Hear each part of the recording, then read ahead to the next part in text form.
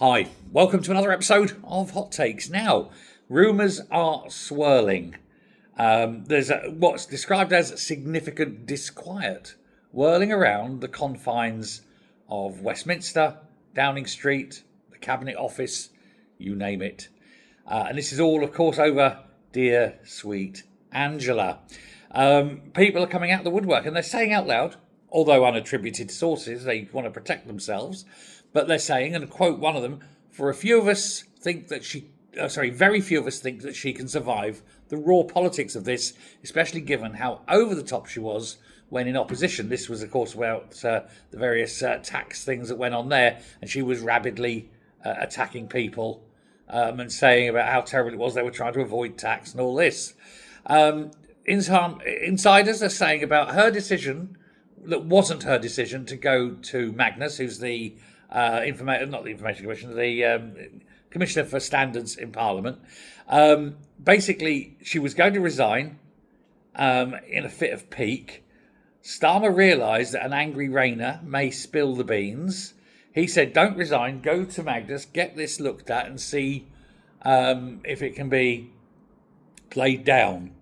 The trouble is, he does not want her scalped because of, well, there is a reason, which I'm not going to tell you. I'm sworn to secrecy on. But a Downing Street source, there will always be something else with Angela. There's never one thing. It's a whole series of things. And even if what she's saying now is true, and it sounds bullshitty, doesn't it? Doesn't sound in any way true, because, you know, everything is actually there in black and white. The tax code is clear on this. And anyone who's advised her, she's saying, I've got tax advice. Well, who from? Because if anyone gave you advice to do what they did there, that's unprofessional. They'd lose their licence. So I don't believe anyone would tell you to do what they did. The fact is she didn't pay the right tax. She owed it. It's fraud. She's got to go if she's the DPM. If she committed fraud, DPM or not, she's out. And a lot of people now is running around at that. And a lot of people are saying that it's down to her personal scandal. It's up to her to sort it, and she's got to go. The thing is, it will take a while for Magnus to come to a conclusion. There's already enough people now already talking behind the scenes. Let's put it that way. It's going to get harder and harder for her to maintain this while this goes on. It's messy.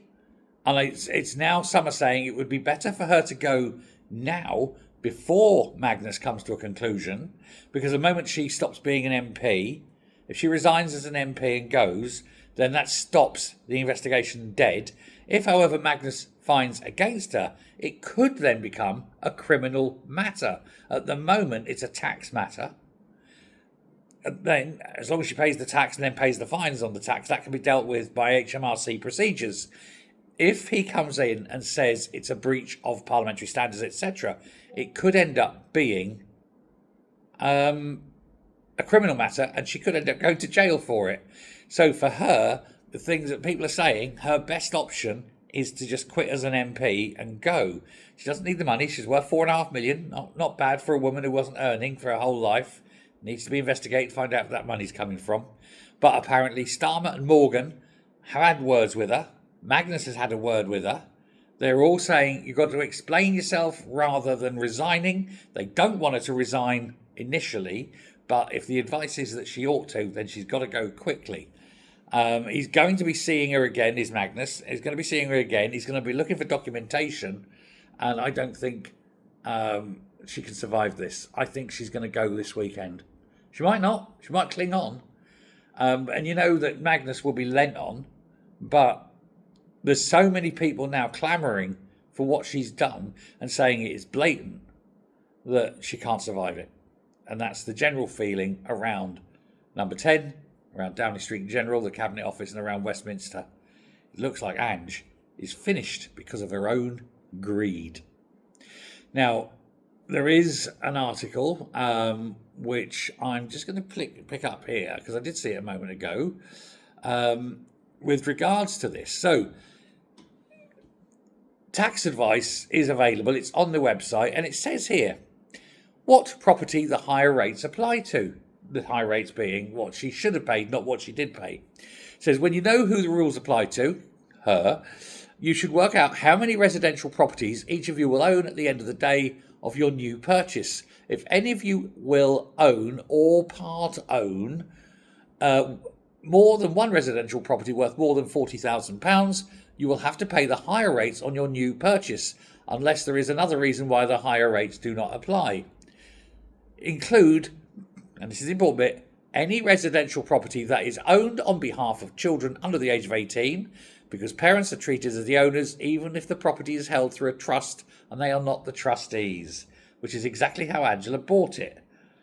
So, yay, you're in for it. Now, there's no way she could not have got advice. She said she took advice. There's no way the advisors would have told her anything other than that. They're legally obliged to. So, no, that's why I don't believe a word the liar has said. So, let's find out, first of all, if she's going to have the honour to resign. Secondly, let's have the complete truth come out about all the transactions.